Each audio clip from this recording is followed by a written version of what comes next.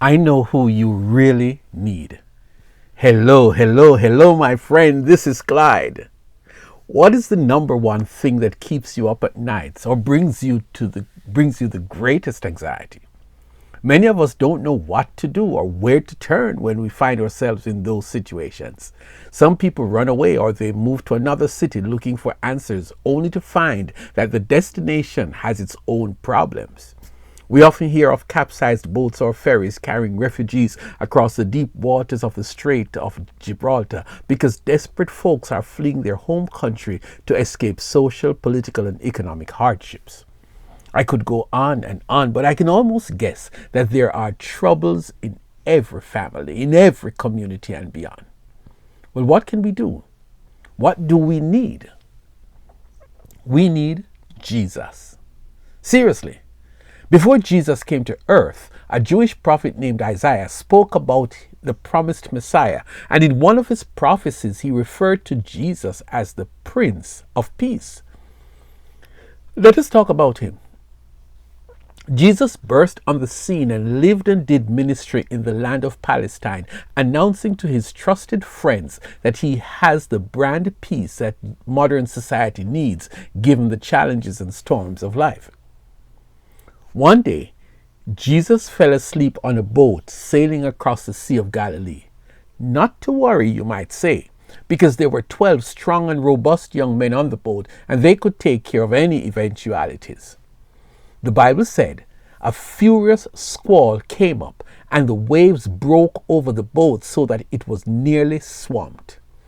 The scared disciples, fearing that they were all going to drown, went and woke the sleeping Jesus. Teacher, don't you care if we drown? Oh, what did Isaiah call him 700 years before his birth? Aha, the Prince of Peace.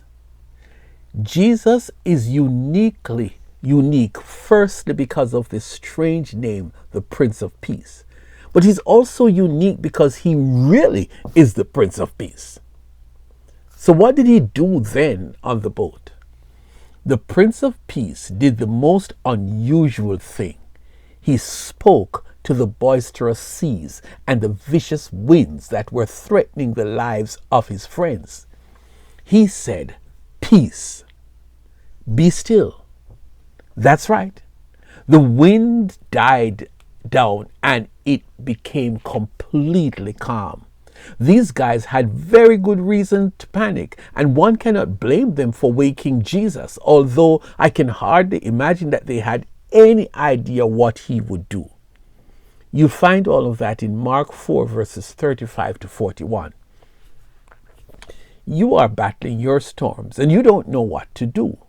Here in the USA, there are some people who are terrified of the future based on some things that are happening around them that make them fearful. Will they be deported? Will they lose their jobs? Will they be able to afford basic food items? Can they be assured that the country will not go to war soon? Will they be able to get their pension when they retire from regular work? People are scared stiff and are wondering, what should they do? Recently, I heard of someone who is about to lose his job after many years at this particular workplace because of drastic changes that were made, and he's scared he might be without a job soon.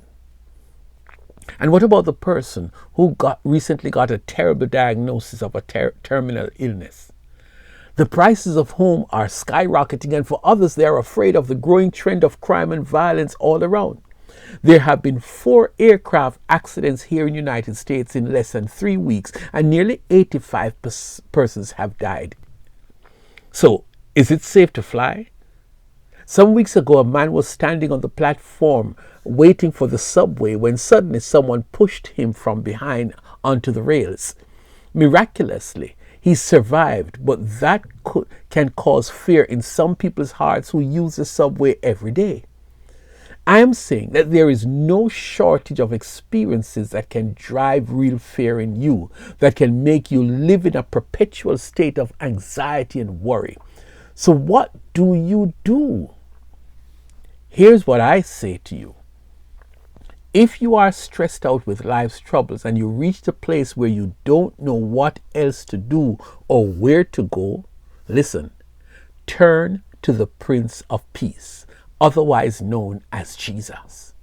I'm not pushing you to be religious because I know that religion is not enough to bring peace to your troubled soul. I'm not bashing the government because on their best day, they can't fix all because they are flesh and blood just like you. I am not being superstitious. I know what I am talking about. Jesus is your real source of peace. This eternal Prince of Peace had this to say to his friends one day. Peace I leave with you. My peace I give you. I do not give to you as the world gives. Do not let your hearts be troubled and do not be afraid. John 14 verse 27. One songwriter penned these words. I know the peace speaker. I know him by name. I know the peace speaker. He controls the winds and waves. When he says peace, be still, they have to obey. I'm glad I know the peace speaker. Yes, I know him by name. Please don't take what I am saying with a grain of salt. It is real.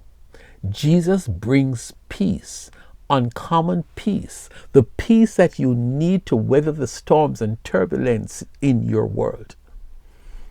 If you're dealing with some struggles of whatever kind, turn to the Prince of Peace, Jesus, the only one who can give you real peace. You will never regret making that bold and decisive move.